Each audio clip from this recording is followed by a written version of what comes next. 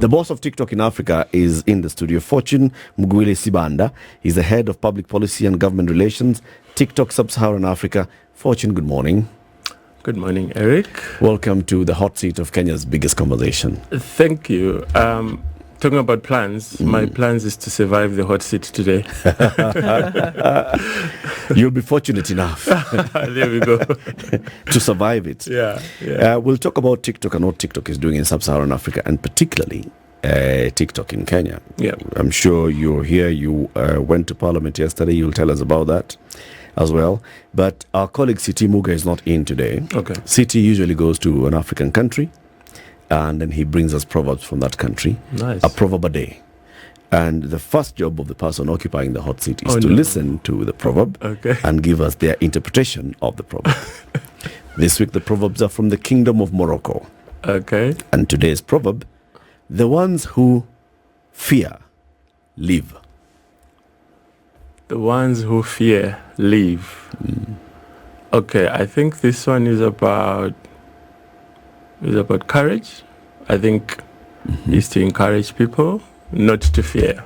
Face your fears head on. Don't quit, never give up.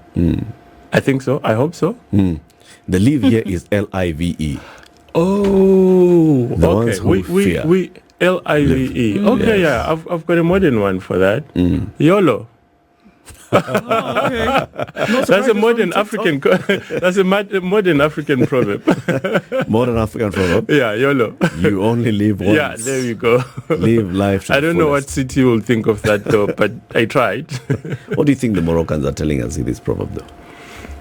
I think the importance of, they also say carpe diem, seize the moment, don't fear, go for it.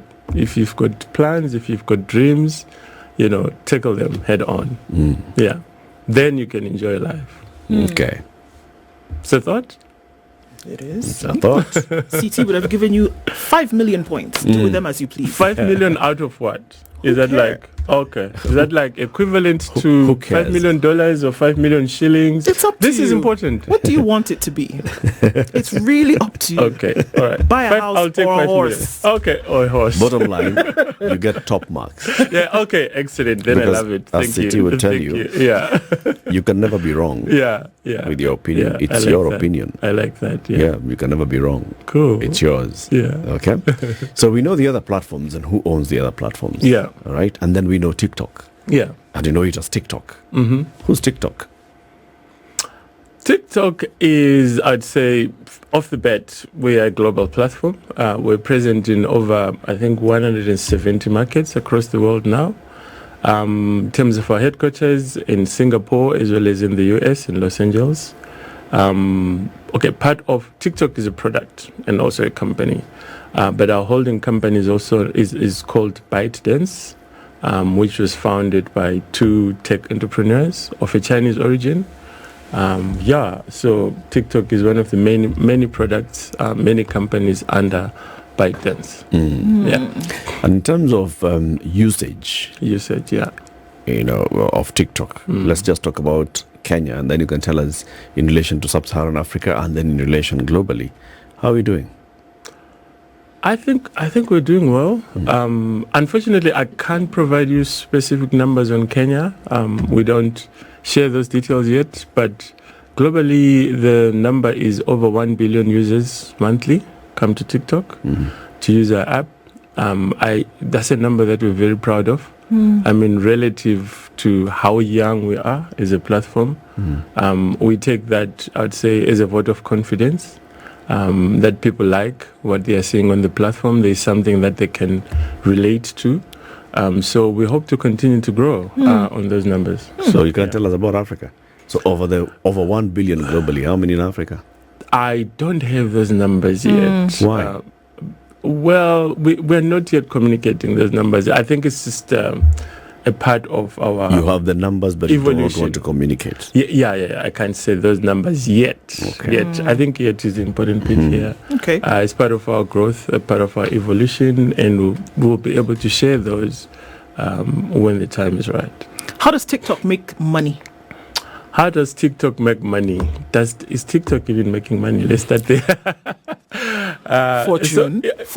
I'm telling you, I work for TikTok, okay? So I think the reason why I responded that way is because, again, the growth thing. We're still young, right? We're still growing. So as a company, but primarily, our primary method of making money is through advertising. Okay. Obviously, I think it's quite common in the tech space these days. So TikTok, that service primarily through advertising. But in markets such as Kenya, for example, we haven't even launched some of those features, right? So that's why I responded the way I did earlier. So TikTok is ad-free in Kenya? I'll have to cross-check that, but we haven't really launched a full advertising suite. Proper advertising suite. Yes, we haven't and launched a sales that in force Kenya. Based in Kenya. Yeah, not yet. We haven't launched that in Kenya. Yeah, but part of our development and part of our growth, we hope to launch. Look, it's in our best interest that we start making money. Okay, so why are you in Kenya now? Why were you in Parliament yesterday? I was in Parliament yesterday because I was called. I think to address the elephant in the room, there was a petition that was tabled before Parliament, I think sometime in April 2023. I think, and then as part of the process of Parliament looking into those matters, they have been consulting with stakeholders, including ourselves. So our D-Day was yesterday. So this is why we're here, to engage with parliamentarians. But you'd remember we've always come to Kenya quite regularly. I think the last time we were here was actually December. We're part of the Jamhuri Day celebrations, but we're also launching some campaigns here in this country. So we engage quite a lot, not only with government, but also with folks such as yourselves in the media. We also engage with NGOs and academics and so on. Yeah. Okay. So folks engage on TikTok. Probably characterized in new media. Not probably, it is. As new media. We're looking at media that has developed in the digital space over the last decade is still considered to be new media. Yeah. And, TikTok falls squarely into that space. But it's also an interesting area because people, it doesn't matter your age demographic, people are able to then do a number of things on the platform. Share their life, share experiences, share their business, share a skill or talent or 1, 2, 3. How are all of these activities regulated then for audiences or practitioners? Yeah, thank you, Ndu, for bringing that up. But I'm wondering, when are we going to drop the tag new media? It's going to... It's the reality. Television has been around for as long as some of us have been. And it's still recognized as new media. Yeah, I think we need to drop that though. It's moved. Yeah, I mean, it's just media. So us guys are legacy media, and then there is. I think it's almost like saying color television. We dropped that, right? Yeah. We no longer say it's a color television. Yeah. That's the point I'm trying to say. I think though, to be honest, the term I'm more comfortable with, which you used as well, is platforms. So I think that one is more encompassing because it's really a platform. That's what TikTok is about. We see ourselves primarily as an entertainment platform. So where people can come in and, be entertained or entertain people. So they can post all kind of content. They can consume all kind of content. And also there's 1 billion people that come to the platform every month. There have to be rules, obviously, to the issue of regulation. So primarily the self-regulation model is how TikTok works. We have a set of community guidelines. I always like to say when I'm speaking with people, with stakeholders, that every household has rules, right? So our rules are the community guidelines. These are the set of it's a common code of conduct. which guides people on what can be allowed on the platform, what can you post, what can you not post. So based off of that, we then have what we call internally trust and safety teams that then work round the clock to make sure that the content that is on the platform adheres to those community guidelines. And these community guidelines are very broad. They cover a wide range of issues. But, for example, around safety, around civility, so we're talking about issues of cyberbullying and stuff like that. We're very clear that this is the kind of content that we do not allow on the platform. Dangerous acts, dangerous challenges, there's quite a broad range of these guidelines, and they are there on our website. But we are also actively going out into the communities, whether via the app itself or offline, to educate people about these community guidelines and the importance of adhering to them. Yeah. So how do you moderate the content?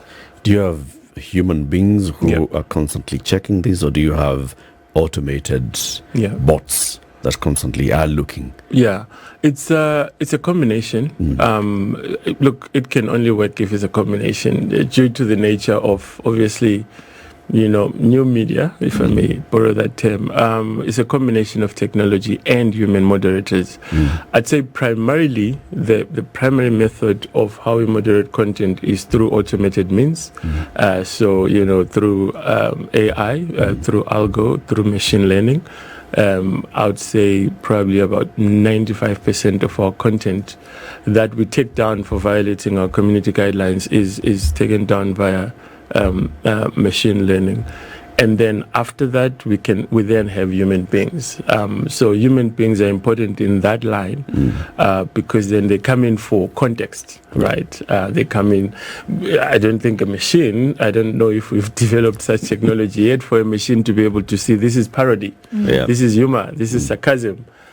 So human beings can then come in to spot that. Human beings can also then come in for local language. And remember, even if we're saying local language, there are nuances, right? You'll find even if someone is speaking Swahili, they could be speaking Sheng. Maybe the machine doesn't know Sheng yet. So this is where you need human beings who actually know how the language is being used and the context with which it's being used. Then they can come in to supplement the efforts of machine technology. But throughout that line as well, we then also have aspects. Here we're talking about aspects like law enforcement that have to look at that content, especially if it's egregious violations, especially violations around children, child abuse. This is something that we don't tolerate on the platform. This is content that is not enough to just take down. This is content that needs to be, processed further and reported so that there's a legal process that follows that. So we have these issue-specific teams that then look at that kind of content. So again, maybe content around hate speech or content around extremism. So these are the specific teams. Down the line, it's actually simultaneous. I don't want to say down the line. It's not linear. We also have fact checkers that we partner with globally. We, especially in the International Fact Checkers Network, they are part of our partners. Here in Africa, we've got AFP as well as Code for Africa. So these are the geeks who can look at content and check if this is accurate or not. Because sometimes users can post content that may be disputable, especially, let's say, during elections. Governor so-and-so stole 5 billion Kenyan shillings, and we are not the arbiters of truth. So we would then pass that on to experts who can do research around that. And then what we then do with that information is then take specific action on that piece of content.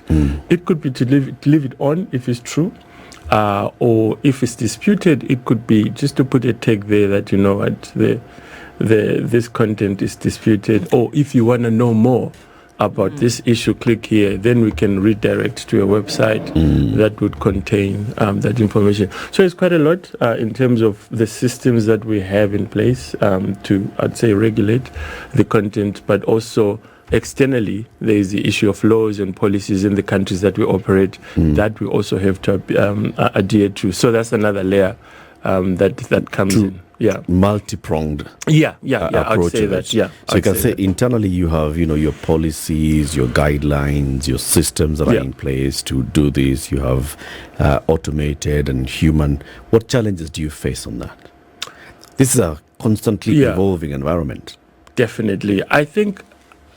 Look, we are the first people to admit that the system is not perfect. Despite our best intentions, if you're dealing with human beings, especially if it's user-generated content, you don't know what the next person is gonna say or is gonna do, right?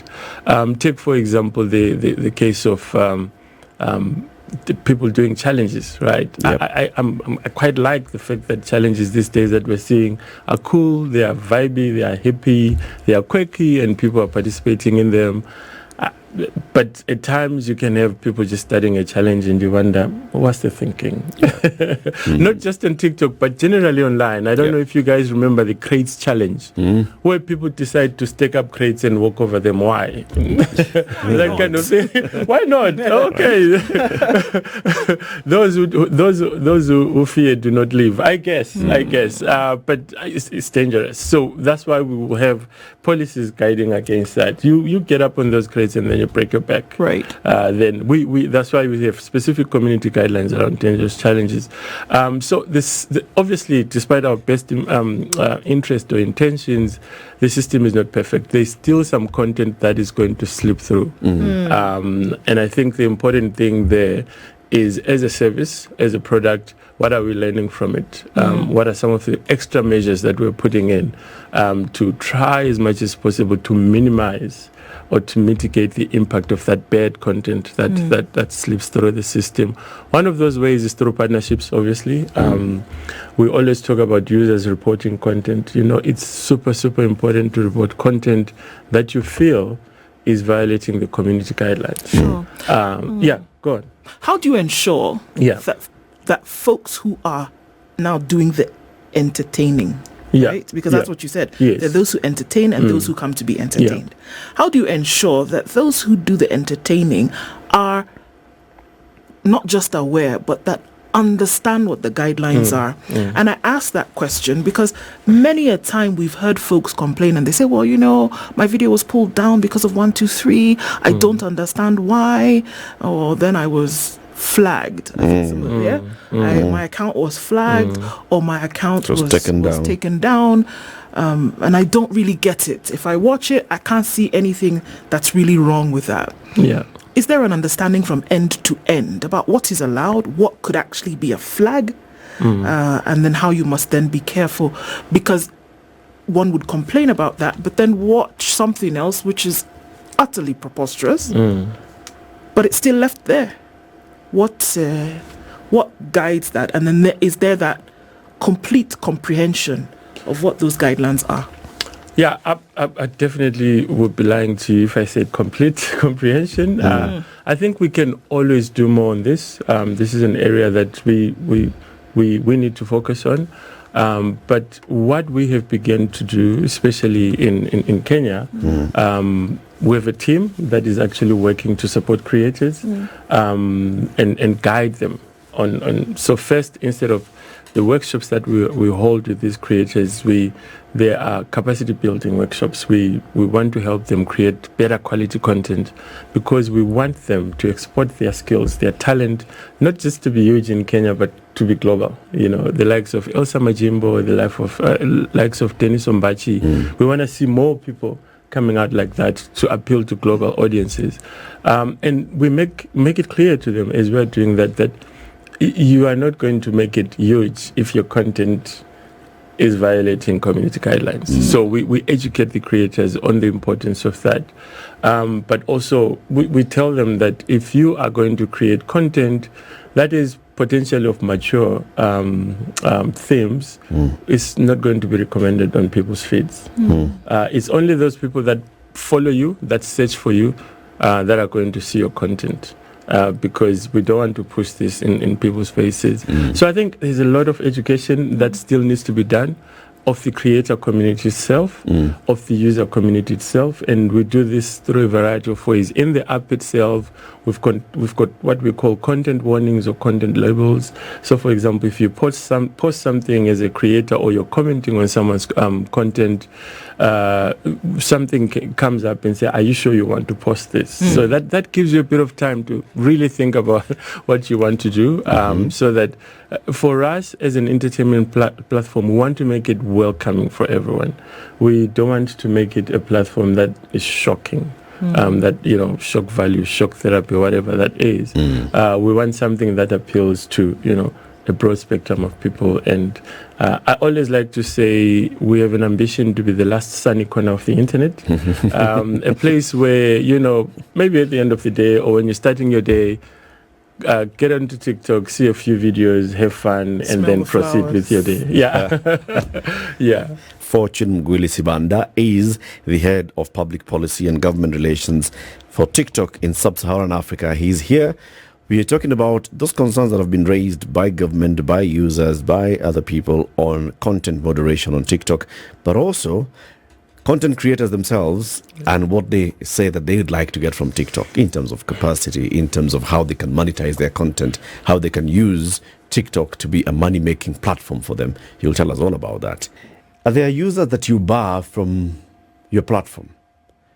Content creators that you bar from your platform? I'm asking this in relation to, of course, I'm sure you saw it, our Cabinet Secretary for Interior appeared before Parliament a couple of weeks ago, and he was asked the question, are there government officers who should not be active users or even content creators on TikTok? And the Cabinet Secretary said, yes, in fact, we are considering this because social media could be a potential security threat. I didn't get the gist of where this question was heading or what he was saying, but then that maybe raises the issue of maybe there are governments that are telling you, so and so is a government officer, please regulate and moderate the content that they post here or how they access your platform. Yeah, that's a tough one. I think first of all, as part of the community guidelines that I mentioned earlier, we've got principles, and one of those principles is free expression. We encourage our users to freely express themselves. But as we know, obviously, freedom of expression has got limitations. So, for example, you're free to say whatever you want to say, but you cannot say something that then infringes on someone's rights. So that means that if you are a government official or a journalist or whatever you are, you want to get on the platform, you can go ahead and do that. It's really up to you. The trick now is if you are going to then upload content that violates our community guidelines, then we take appropriate action. And part of that action is not just taking down that specific video. We can come to instances where we ban accounts. So these would be repeat violators, repeat offenders, where we see that this person's intention is maybe to spread harmful misinformation that is not good for the public. So it's not enough just to be taking down that one video. We would then suspend your access to the platform. So that is what we would do.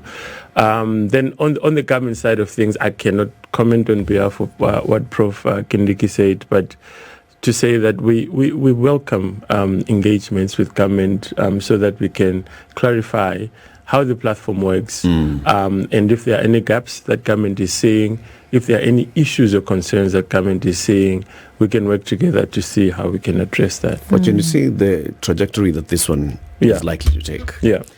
Government comes and says, potential national security threat. Yes. The need for government intelligence to be involved in this so that then we can avert threats to national security, which means the need for national intelligence agencies to also be co-opted by the platform as moderators of content. which means that government is watching. You see where I'm going? How do you safeguard against Big Brother basically just coming onto your platform and saying, you know what, we need NIS people to be the moderators of content? That is a scary prospect. That is a very scary prospect. But listen, not just specific to Kenya, but globally, we are an independent platform. We are not aligned with government. We wouldn't allow government to be the ones moderating our platform. To the point I made about freedom of expression, you are free to express yourself on the platform. We wouldn't let in third-party agents to come in and decide what you can say or what you cannot say. Definitely, that's not something that I'm not even worried. Is that potentially going in that direction in Kenya, a constitutional democracy? So yeah, I definitely. So how do you vet your moderators? How do you know that you don't have government intelligence people as your moderators? I wouldn't know how we vet. I wouldn't know how exactly we vet. I mean, how do you know some of the people in your newsrooms are not NIS people? I don't know. I don't know TikTok.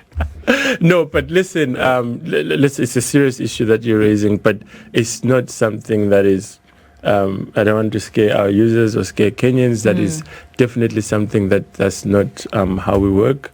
We have a professional group of trust and safety teams globally around the world, 40,000 plus and counting, that work around the clock to keep the platform safe.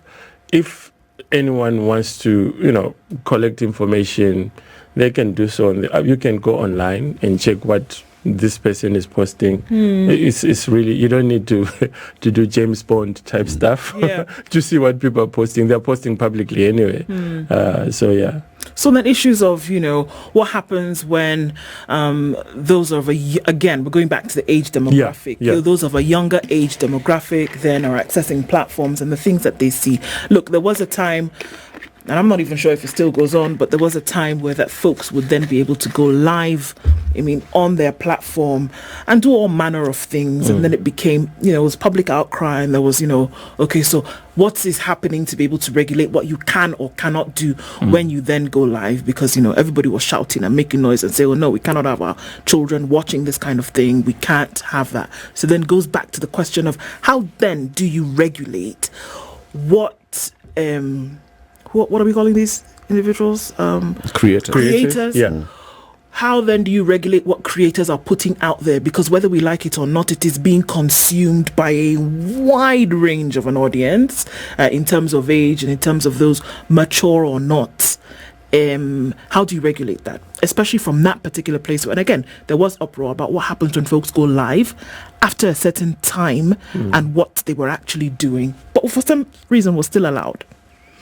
It actually, whereby, if I can just be very frank, Fortune, there was a lot of stuff. There was nudity, and then there was, a lot of sexual innuendo and things like this.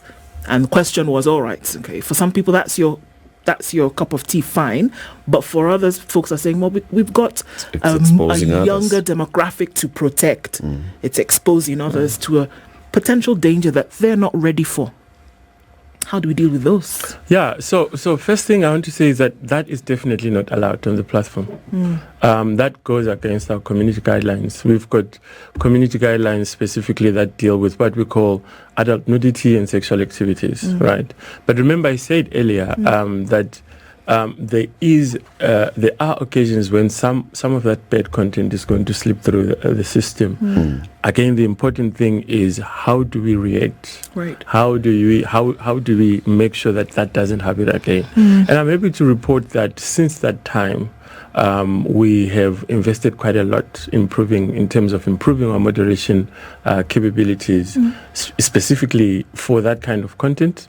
And as you may know, that kind of content, you don't see it now. The violation rates have drastically dropped.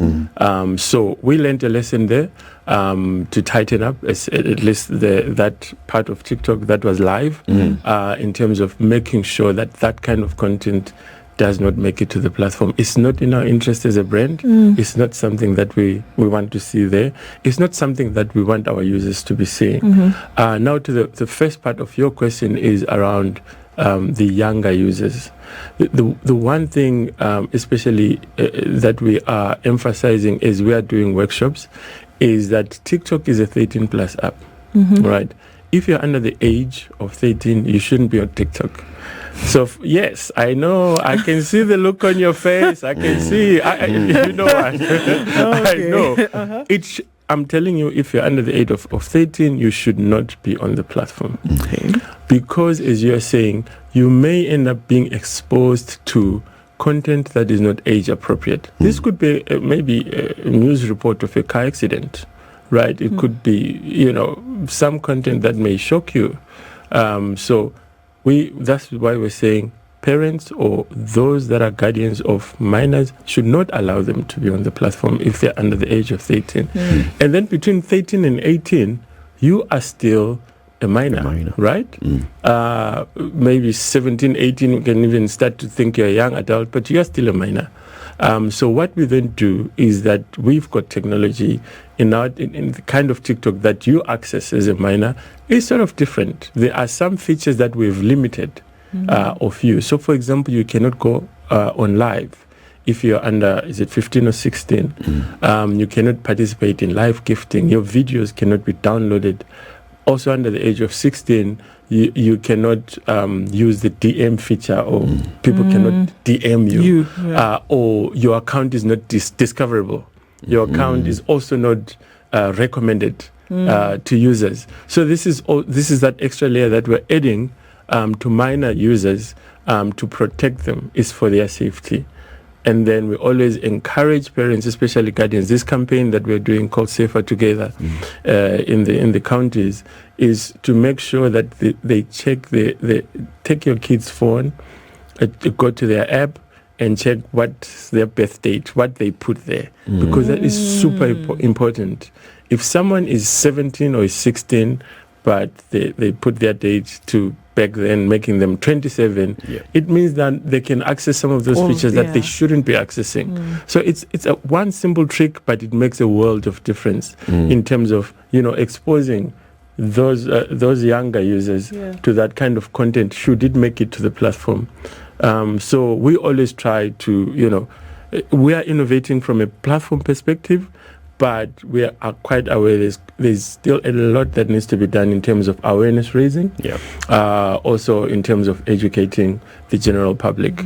So that's an area of investment that we want to continue to focus on in Kenya and some African markets. How are you doing that? Take us through the Safer Together campaign. Yeah, Safer Together is, so we have launched it in various iterations in Nigeria, in South Africa, and recently in Kenya. By recently, I mean October last year. Is a series of offline hybrid workshops. That's the term people use these days, where we're going into the communities. We're using primarily a training of trainers model because we want it to scale. So, for example, right now our local partner in Kenya is Evminet Communications Solutions. What they do is, let's say they've partnered with the Kenya Scouts Association. They train them on our community guidelines, the issue that Ndu mentioned earlier about comprehension. Do people understand that you cannot post this? Do people understand that if something is posted which you think is violating our guidelines, how do you report it? And so on. So we take them through this curriculum and empower them with this knowledge, and then they go on to their communities to train those under their care. So we're doing that also for teachers. We're doing that for parents, because parents are scared of phones. Parents are scared of phones, and understandably so. It's still a new phenomenon, especially platforms like TikTok. But we want to give them that information so that they can be able to have healthy conversations about safety with those under their care. We've got an awesome tool called Family Pairing. This is a tool that we need to talk more about. It's an innovation. It allows you as a parent to pair your TikTok account with that of your child. You can be able to set screen time limits. So right now, as you're at work, you have already set a screen time limit for your child. You can limit the accounts that they see. You can limit their friends, people that want to befriend them and so on. You can have control even as you are aware you're busy at work or something like that. And so these are some of the things that we need to educate our users about. And we're also doing it within the app itself, through pop-ups or through, throughout the year. Let's say this month in October, we focus on mental health. We do campaigns with our creators, talking to people about wellness, talking to people about screen addiction and all of those things. So really quite a lot that is going on, but a lot more still needs to be done. Do you find that all of these things then are absolutely necessary in today's world? If you're going to have a platform such as this, the things that you've mentioned, limiting screen time, being very careful about what you do post, do you think that it has become almost essential, necessary in today's world that, yes, you can have a platform, maybe, a few years ago, have a platform, get everybody to do whatever they want. But then now it's like, you can't have a steak without the potatoes and vegetables kind of thing, right? These essentials then are necessary to go along with this practicing platform? Yeah, I think so. Absolutely, it's essential. I don't think it's enough to just invent a service like that and just say leave it to people figure out. I mean, look at cars, right? When they came into the market, you have to go through driving lessons so that you can protect not only yourself but other users on the road, right? So this is part of it. We have to help people navigate these things. As you said earlier, it's still relatively new, so people need to know. So a simple thing like one of the campaign mottos for Safer Together, when you post online, you're posting to the world, right? This drives home the point that it's no longer just like having a conversation at home with your friend. Yeah. Potentially, the rest of the world can access this. So think before you post. So I think it's absolutely essential to do digital literacy campaigns so that people can know. The other side of digital literacy campaigns, especially when it comes to the older users, to parents especially, who regard this technology as new, is also around, it's not necessarily everything that you see there is the gospel truth. Yeah. It could be just your opinion, so take things with a pinch of salt, as you do in the real world. Just because you saw a text message saying you've won 5 million Kenyan shillings, in a competition you did not enter, you don't have to now jump and, resign from your job and say you now have money. Start planning to spend. Start planning to spend it, that sort of thing. Yeah. Someone is asking a question and just bringing it back to, so TikTok is for 13 and above. Yeah. Like you said, 13 to 18 are still minors. So what measures have you put in place to verify the age of the people who are joining TikTok? Yeah. So the first one is a neutral age gating system when you're signing up to the platform, where we're asking you your name, your details and stuff. We also have to enter your age, your birth date, your complete birth date. And then if you are under the age, we are not going to allow you to then open the account. But post that system, we also have, as part of our moderation, we can also analyze to a certain point of accuracy that potentially this account is being run by a minor who may be pretending to be 5 years or 10 years older than they actually are. And we also publish, we have what we call a transparency report that we publish every 3 months. We also publish the accounts that we've taken down or the accounts that we've banned for suspicion that they are actually minor accounts pretending to be adults.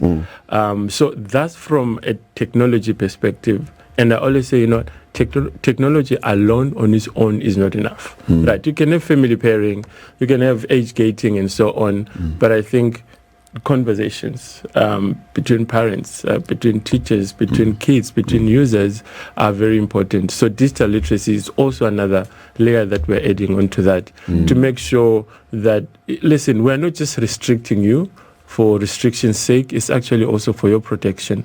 And also for parents, that it is not enough to buy a phone, a nice cool phone, and you put airtime there and you just leave your child to go. I always say, look, the phones is the digital playground, right?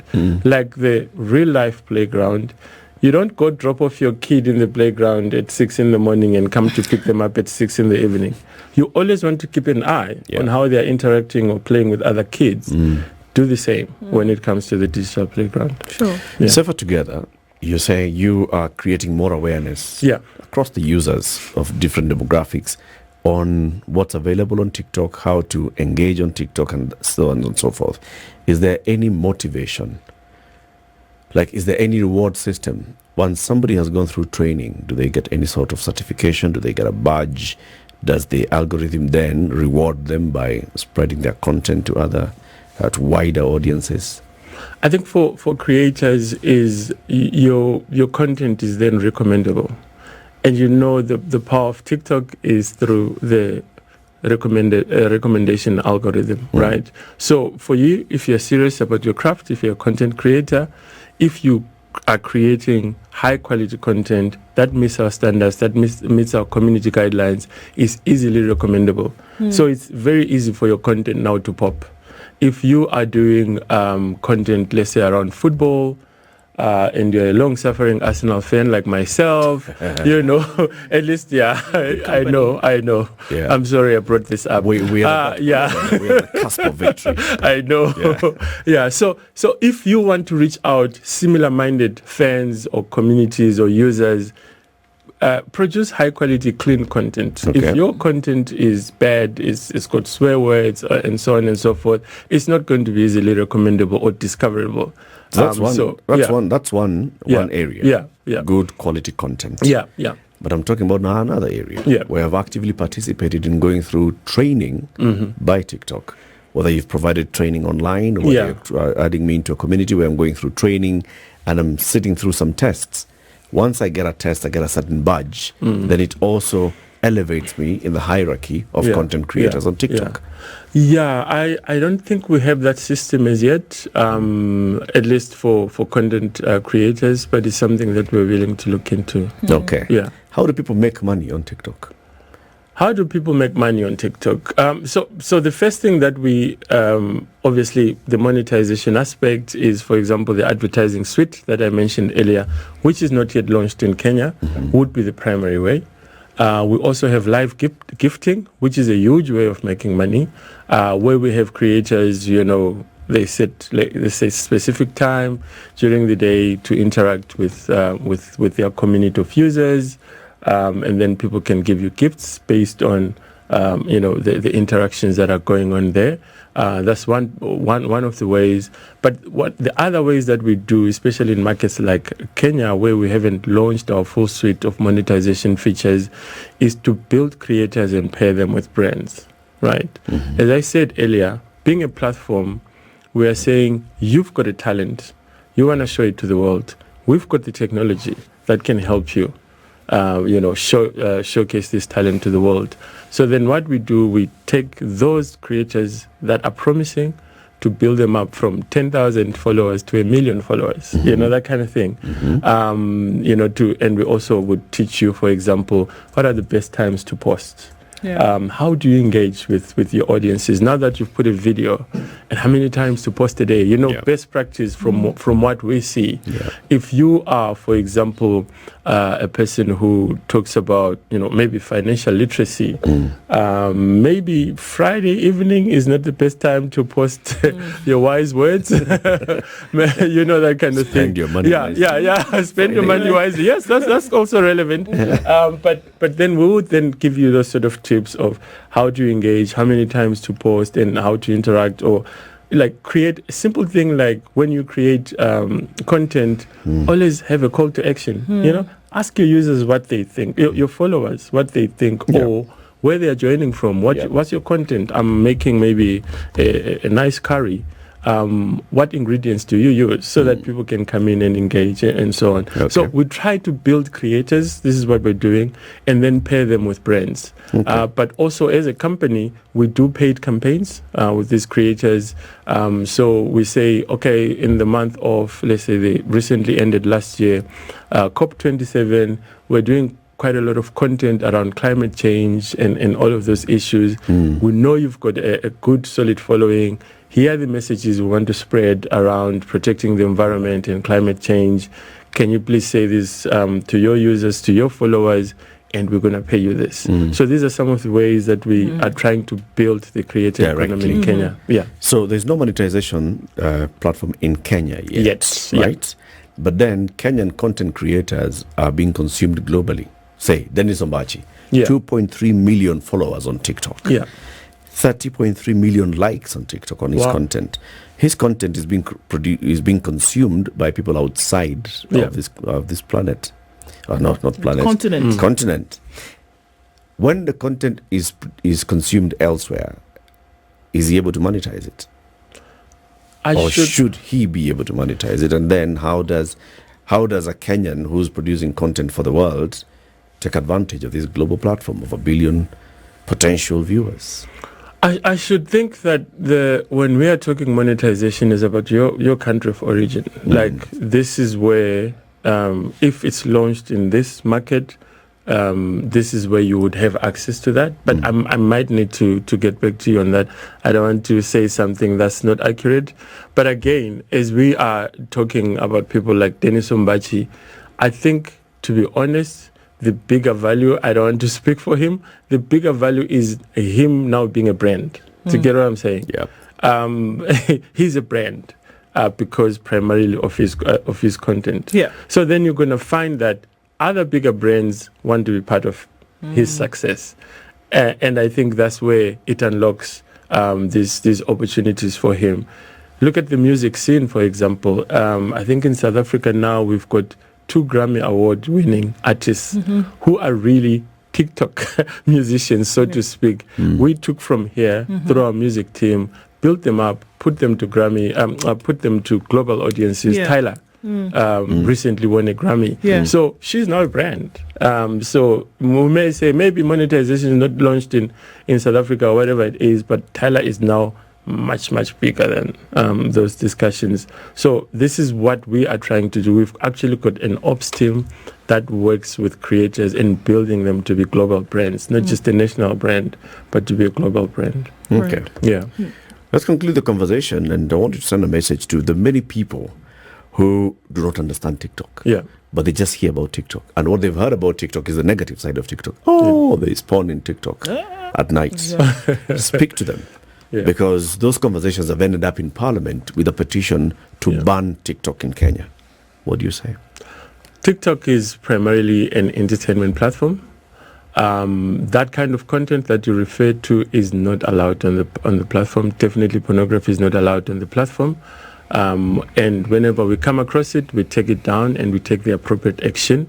We want TikTok to remain the last sunny corner of the internet, where people can have fun. Come to TikTok, have fun, enjoy yourselves, and go on with your life. Okay.